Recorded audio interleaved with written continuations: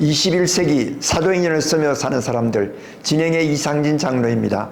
오늘은 레바논 지역에 와 있습니다. 우리 임모세 선교사님과 함께했습니다. 선교사님 안녕하십니까? 안녕하세요. 예, 이렇게 만나서 반갑습니다. 예, 우리 임모세 선교사님, 우리 시청자들을 향해서 본인 소개 잠시 해주시면 고맙겠습니다. 레바논에 온 지 이제 7년 넘어갔습니다. 임모세 선교사입니다. 여기에서 아내와 딸과 같이 살고 있습니다. 네, 우리 임모세 선교사님의 처음 임프레션이 아주 미남형으로 생겼어요. 탤런트를 해도 되지 않을까 하는 그런 생각인데 그런 사람들한테 그런 얘기를 많이 듣지 않으시나요? 처음 이렇게 말씀드려서 격려해 주셔서 감사합니다. 네, 정말 미남이세요. 선교사 품위보다는 오히려 탤런트 쪽으로 나갔으면 어떨까 하는 그런 생각이 들 정도로 이 선교지에서도 미남들이 필요하죠. 사람들에게 좀 기쁨을 나눠줄 수 있는 그런 사역이 되지 않을까 이렇게 기대를 합니다.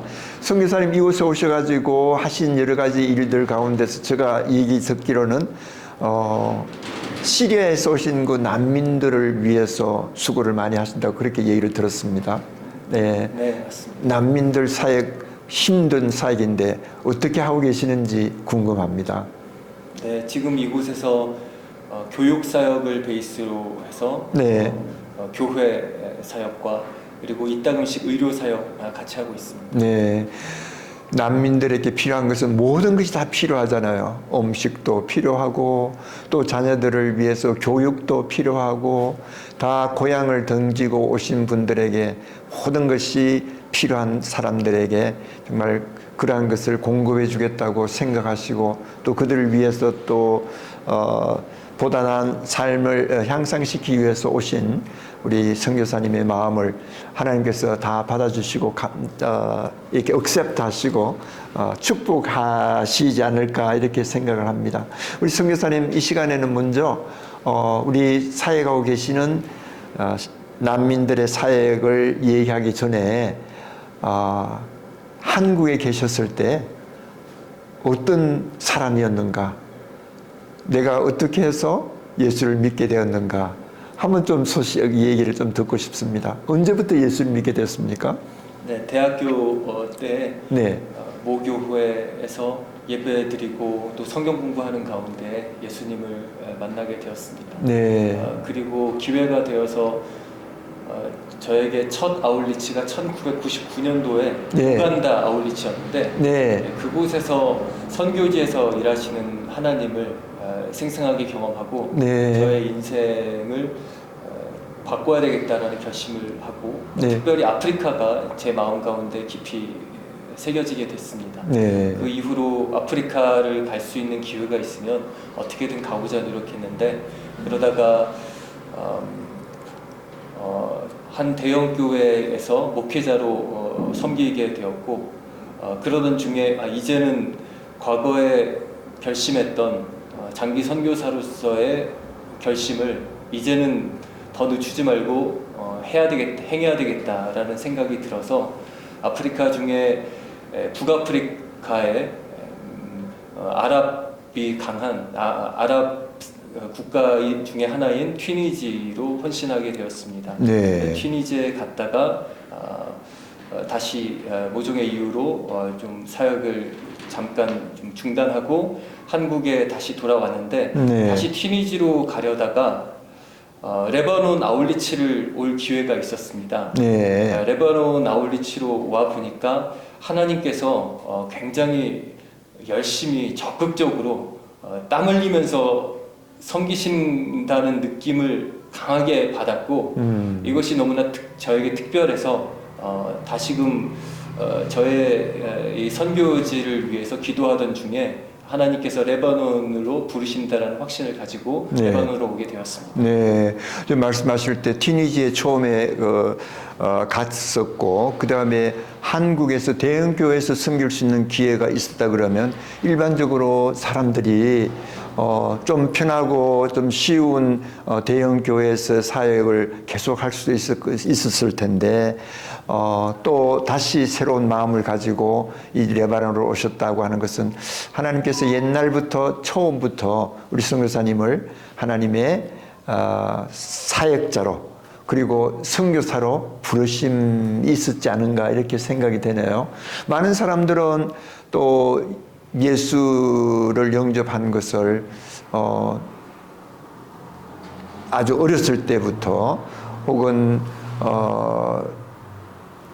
더 젊었을 때부터 부르셨을 수도 있었는데 대학교에 부르셨다고 하는 것은 또 그만큼 하나님께서 급하셨기 때문에 빨리 대학생이 지나가기 전에 불러야지. 그렇지 않으면 또 세상으로 나갈 수 있으니까 그렇게 해서 이렇게 잡고 이렇게 지금까지 인도하신 것이 아닌가 이렇게 생각을 해봅니다. 티니지 생활 어땠습니까? 첫 장기 선교사로서의 발걸음이었고, 네. 그리고 아랍권이 그렇게 호락호락하지는 않았던 것 같습니다. 네. 게다가 그때의 아기가 막 태어난 지 6개월 되었던 때였습니다. 아기를 데리고 티니지로 갔습니까? 네. 네. 아내가 임신하는 한 상황 가운데에서 선교사로 훈련 코스를 밟았었고, 네. 그리고 끝나자마자 아기가 나와서 6개월 됐을 때 나왔으니까 네. 아내도 많이 힘들어했고, 그리고 아랍권 사회도 그렇게 쉽지 않았고, 그리고 무엇보다도 영적으로 참 건조했던 것 같습니다. 하지만 그 어려운 시간이 됐기 때문에 더 장기 선교사로서의 좋은 훈련이 됐던 시간이 되었고, 그리고 이슬람에 대해서 더 많이 알 수 있는 시간이 되었습니다. 네, 그렇겠구만요. 지금 아내 말씀을 하시는데 어떻게 해서 아내를 만나시게 된 것도 궁금하네요. 네, 같은 교회에서 만났습니다. 교회 오빠로서 만나게 되신 거네요. 내 생각에는 그만큼 더 행복한 가정을 이루는 것이 없을 것 같아요. 어떤 면에서 서로 다른 배경이 다른 남자 그리고 배경이 다른 여자가 만나서 가정을 이루게 될 때 많은 갈등도 있잖아요. 특별히 영적인 그런 갈등도 있는 사람들이 많거든요. 교회에서 만났다 그러면 영적으로는 별 갈등이 없었을 것 같아요. 네. 예, 그렇죠. 같은 예수님을 섬기고 한 주님을 그 가정의 가장으로 섬기는 삶보다도 더 아름다운 삶이 어디 있겠어요. 선교사님 보니까 굉장히 행복해 보이십니다. 행복하시죠? 네, 행복합니다. 네.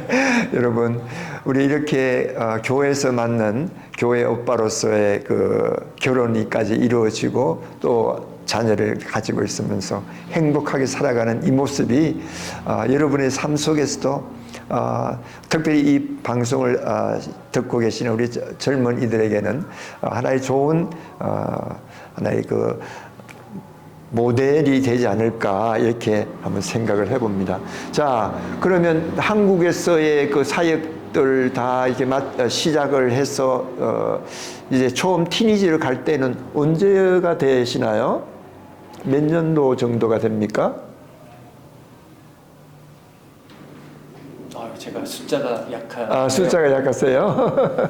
네, 13년 전입니다. 13년 전에 그렇게 하시고 지금 현재는 티니지의 모든 그 사역들을 다 마치고 이제 다시 이곳 레바논 땅으로 오셨습니다. 레바논에 아마 그 오시기 전에 한번 아웃리치를 하시고 오신 겁니까? 네, 맞습니다. 네, 그래서 레바논에 오셨을 때 첫 레바논은 어떤 레바논이었습니까? 이곳 베카에 왔을 때 시리아 난민들이 많이 있었습니다. 네. 그리고 이슬람 사역이 그렇게 쉽지가 않다는 것에 대해서 충분히 튀니지나 또 기타 다른 나라들에서 충분히 배웠는데, 레바논에 있는 시리아 난민들에 대해서 사역들이 상당히 비교적 많이 자유롭게 열려 있는 것을 경험할 수가 있었습니다. 네. 그래서 상대적으로 다른 아랍권에 비해서 이슬람 사회가 활짝 열려 있는 것을 보면서 네. 하나님께서 뭔가 새로운 기회를 주셨구나. 하나님께서 뭔가 새롭게 일을 시작하시는구나라는 것을 강하게 경험할 수가 있었습니다. 네. 그러한 하나님의 열심을 강하게 느끼다 보니까 이곳을 떠날 때에 아울리치를 마치고 떠날 때에 하나님은 저렇게 열심히 일하시는데 나는 그냥 떠나는 것으로 이렇게 아울리치가 끝나면 되는 것인가라는 생각 때문에 마음 가운데 하나님이 열심히 일하시는 곳에 나도 함께 있고 싶다라고 하는 마음들이 계속 저의 기도 제목 가운데 계속 남게 되다 보니 네. 그것을 위해서 계속 기도하게 되었습니다. 네, 정말 아름답고 순수하고 정말 하나님이 마음에 딱 합한 그러한 마음을 가지신 것 같아요. 많은 사람들이 예수님을 따른다고 그렇게 하고 예수님을 섬긴다고 하지만 대부분의 경우에 내 자신을 위해서 살아갈 때도 많고 한데 예수님이 일하시는 곳에 나도 가고 싶다. 예수님의 눈물이 있는 곳에 나의 시선을 돌리고 싶다라고 하는 그런 것은 찬양도 있는 것 같아요. 예수님의 발이 가는 곳에 나의 발이 가고 손이 있는 곳에 나의 손도 있다. 예수님과 함께 하겠다고 하는 그런 마음의 결심이 되겠죠. 예, 그런 의미에서 하나님께서 우리 선교사님을 잘 다듬으시고 지금까지 사역을 하고 있지 않은가 이렇게 생각을 합니다. 지금 이제 계시는 곳이 백화라고 하는 곳인데 이 백화가 어떤 곳인지 그다음에 레바논은 어떤 것인지 지금까지 7년을 계시면서 좀 우리가 나누고 싶은 그런 얘기들 지역에 대한 얘기들 좀 해주시면 어떨까요? 레바논은 성경에 레바논이란 지명이 꽤 많이 나오는데 네. 특별히 약속의 땅 안에 속해 있는 나라입니다. 하지만 정복하지는 못한 땅. 약속의 땅 안에 있지만 정복하지 못한 이 땅 가운데에 이렇게 아수르인들이 모여들어서 이곳에서 하나님 말씀을 듣고 회복이 되는 그렇게 해서 이 땅을 향한 하나님의 말씀의 예언들이 하나하나 이루어지는 것을 경험할 수 있는 참 특별한 곳이라는 생각을 합니다. 네.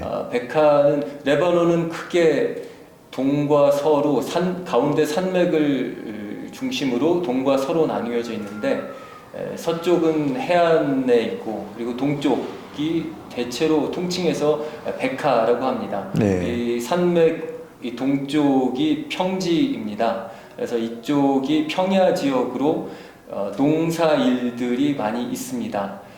시리아 전쟁으로 인해서 시리안들이 많이 레바논으로 넘어오게 되었는데 바로 국경에 접해 있는 백화 지역에 넘어오게 되었고 특별히 또 농사 일자리가 있다 보니까 이쪽에 많이 거주하게 되었습니다. 이곳에서 하나님의 복음을 증거할 수 있고 또 이곳으로 온 시리아 난민들이 복음을 이제 접하고 그리고 또 그 중에서 더러는 예수님을 영접하고 다시금 시리아로 돌아갔을 때에 하나님께서 이 레바논을 사용하셔서 아수르에게 어떻게 이 축복을 그리고 생명샘을 흘려보내고자 하시는지를 느끼게 해주는 참 그런 특별한 곳이라는 생각을 합니다. 네, 목사님께서 성교사님께서 이곳에 오랫동안 계셨으니까 성경에 나타나는 그 이 땅, 비록 약속의 땅이었지만 정복되지 못했던 그 땅으로 지금 표현을 하시는데 이곳에 많은 사람들이 모이게 되고 그 사람들이 아수르 사람들이 모인다고 그렇게 되어 있습니까? 예. 그 시리아 사람들 그리고 아수르 사람들이 모여서 어떤 이 레바논은 다른 지역보다는 좀 기독교가 좀 강하다고 할 수 있는 지역이지 않겠습니까? 그렇다면 성경이 그대로 성취되었고 이 사람들로 하여금 다시 다른 곳으로 흘러보내는 그런 일들을 앞으로 그것이 남은 과제인 것 같아요. 네, 시리아 난민들을 위해서 이렇게 수고하고 계시는데 이곳에서 그 얘기를 들을 때 우리 그 헐몬산이 바로 이 국경에 접해 있다는 그런 것은 제가 처음 듣는 얘기거든요. 그 헐몬산의 위치가 보통 이스라엘에서 북쪽으로 볼 때 있는 그 산은 알고 있는데 이게 시리아와 그리고 이 레바논 땅에서도 이렇게 접경이 되어 있다고 하는 것은 참 의외이긴 하지만 그러나 이 헐몬산의 역할이 이쪽으로도 흘러 나오는 겁니까? 남쪽으로만 가는 겁니까? 강줄기가? 네, 지하수는 뭐 사방으로 다 흐르는 거기 때문에 네. 레바논으로도 흐릅니다. 네, 그렇죠. 그래서 지금 계시는 곳은 제가 오늘 때 보니까 아주 평야같이 이렇게 되어 있는데 양쪽으로 시리아를 넘는 국경에 있는 산이 높은 산이 있고 그 다음에 레바논으로 가기 위해서 중간에 있는 또 산이 있고 그 산 속에 하나의 큰 광야 평야지대를 이루는 것 같아요. 예. 이거 레바논의 전체 그 인구는 어느 정도 됩니까? 레바논은 한 450만 정도 네. 인구이고요. 네. 그 중에서 지금 난민들이 상당히 많이 여기에 더해져 있습니다. 네. 시리아 난민들이 대강 한 최소 200만 정도로 보고 있고요. 네. 물론 사람에 따라서 250만 또 심지어는 300만이라고 말하는 사람들도 있습니다. 네. 대체로 그냥 200만 정도로 보고 그리고 기타 다른 난민들이 네. 또 한 50만 정도가 됩니다. 네. 그러니까 시리아 난민들이 제일 많이 있고 그다음에 다른 지역에서 온 또 난민들 옛날 뭐 이라크나 아프가니스탄이나 이런 곳에서 오신 난민들도 팔레스타인에서 오신 난민들도 있고 이렇겠죠. 어쨌든 난민들이 함께 모여서 이렇게 군을 이루면서 살아가는 이 모습이 아랍에서 지역에서 특별히 가능하지 않을까 이렇게 생각이 되거든요. 물론 여기에서 난민들이 다른 해외 지역을 미주 지역이나 유럽 지역이나 또 다른 지역으로 가시는 분들도 계시겠지만 아무래도 제일 많이 계시는 분들이 이 아랍 지역에 있는 인근 국가가 아닌가 이렇게 생각이 되는데 이런 난민들이 앞으로 좀 없었으면 좋겠어요. 시리아도 전쟁이 빨리 끝나고 그 다음에 또 이스라엘 전쟁도 빨리 끝나서 평화가 좀 오면 좋겠다 이런 생각은 되는데 선교사님 생각 어떠세요? 그것이 가능할 것 같아요? 그렇지 않으면 앞으로 더 힘든 그런 때가 있을 것 같습니까? 네, 제 입장에서 뭔가 전문성 있게 말하기는 어려운 주제라는 생각을 하고요. 네. 다만 마태복음 24장에 네. 마지막 때를 이제 말씀하실 때에 복음이 땅 끝까지 퍼지는 데 있어서 온 민족까지 퍼지는 데 있어서 바로 그 직전 단계에 전쟁이 계속되고 전쟁의 소문이 계속되는 바로 지금 이 지역에 이스라엘과 그리고 이스라엘 주변 지금 레바논과 특별히 아수르 지역에 늘 전쟁 소식이 끊이지 않는 것 같습니다. 네. 이와 함께 복음이 계속해서 퍼지는 것 또한 지금 벌어지고 있습니다. 네. 물리적인 전쟁의 그침으로 인한 평화에 대해서 제가 어떻게 말할 수는 없는 것 같지만 진정한 평화는 예수님 안에서만 나온다라는 것을 믿고 있고 지금 이 답이 보이지 않는 적대감과 이 전쟁이 계속되고 있는 상황 가운데에서 적어도 지금 이 불안정한 한복판에서 복음이 계속 곳곳에 퍼지고 있다라는 사실이 결국 우리가 바라는 평화가 점점 더 가까워오고 있다라는 생각을 합니다. 네, 우리 선교사님이 선교 현장에서 느끼시는 성경에 나타난 그 말씀과 함께 현실을 지금 아주 말씀을 참 잘 해주셨는데 앞으로 어떻게 될 것은 아무도 모르는 일이거니와 또 곳곳에서 일어나는 기근과 자연재해와 전쟁이 더할 수 있는 그런 가능성은 많이 있을 것 같아요. 그런데도 불구하고 복음이 땅끝까지 전파되는 것은 또 하나님께서 우리들에게 주신 말씀이요 또 우리들이 지켜야 할 본분이 아닌가 이렇게 생각하는 그런 점에서 볼 것 같으면 이런 실망 속에서 환난과 어려운 속에서도 낙심하지 말고 성경에 나타난 것처럼 끝까지 견디고 끝까지 지키는 자는 승리를 거둔다고 했으니까 그를 위해서 달려가고 또 그를 위해서 또 많은 사람들에게 이 복음을 나눠주는 것은 우리들이 최고로 마지막으로 해야 할 사명이 아닌가 이렇게 생각하면서 선교사님이 하시는 모든 사명들이 너무나 귀하고 또 하나님께서 너무나 기뻐할 일이기 때문에 많은 사람들이 이 방송을 들으면서도 저 선교 현장에 가서 수고하는 선교사님들을 위해서 막 기도하고 기도해주고 싶은 그런 생각이 아닐까 생각이 됩니다. 우리 후방에 계시는 사람들에게 전방에 나와 있는 선교사들을 위한 바람이 있다면 어떤 것이 있겠습니까?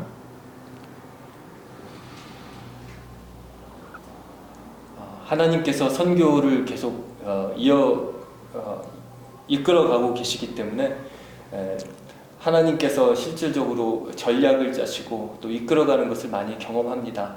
그래서 제가 뭐 특별한 사람이라고 생각하진 않습니다. 다만 있는 자리에서 우리가 예수님 잘 믿는 것이 일단 참 중요하다는 생각을 하고, 그래서 교회가 건강하게 온전히 섰을 때 그 성령의 파워들이 서로에게 계속 격려가 되어서 힘을 주는 것이 아닌가라는 생각을 합니다. 어떻게 해야 되는지에 대해서는 잘 모르겠습니다. 다만 한국도 마찬가지로 어렵다는 생각을 합니다. 제가 특별히 저 전방이고 한국이 후방이라는 생각을 하지는 않습니다. 그냥 있는 곳에서 정말 예수님을 잘 믿으면서 살아가는 것이 정말 큰 치열한 싸움이라는 생각을 합니다. 한국의 교회가 더 건강하게 순수하게 서면 설수록 그것이 자연스럽게 이 선교지에도 건강한 파워로 흘러나오게 되지 않을까라는 생각을 합니다. 네, 정말 맞는 말씀인 것 같아요. 정말 한국의 교회가 잘 든든하게 쓸 때 한국이 파송해준 우리 선교 전방에서 수고하시는 선교사님들에게 큰 힘이 되고 위로가 되고 또 좋은 파워가 이제 될 것이라고 생각되는데, 자, 지금 선교사님 또 이제 파송을 받은 교회가 있을 텐데 그 나를 파송해준 교회 이 시간을 빌어서 감사 인사 한번 하면 어떨까요?